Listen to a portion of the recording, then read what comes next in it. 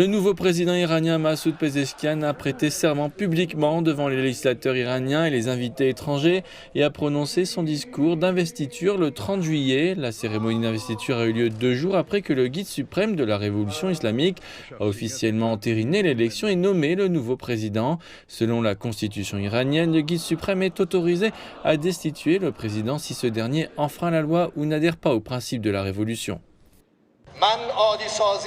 Je considère que la normalisation des relations économiques avec le monde est un droit inaliénable de l'Iran. Je ne cesserai pas d'essayer de supprimer les sanctions oppressives.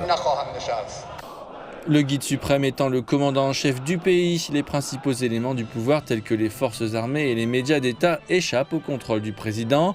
Il en va de même pour les relations extérieures, le cadre général de la politique étrangère de l'Iran étant immuable, soutien aux groupes de résistance dans la région, hostilité à l'égard d'Israël et lutte contre les États-Unis. Face à des années de sanctions et oppressions économiques qui en découlent, le peuple iranien attend de Pezeshkian qu'il relance le plan d'action globale conjoint de 2015 sur la base duquel les sanctions seraient levées. Alors que Massoud Pezeshkian a prêté serment en tant que président de l'Iran, il est confronté à une longue liste de défis. L'un des obstacles anticipés à ses efforts pour relancer les négociations nucléaires avec l'Occident est le Parlement, dont la majorité des sièges est occupée par des conservateurs purs et durs.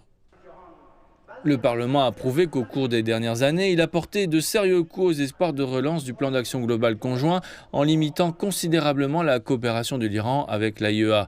Malgré les graves difficultés rencontrées au niveau national et international, Massoud Pezeshkian estime que son administration peut prendre de grandes mesures en s'appuyant sur l'unité nationale.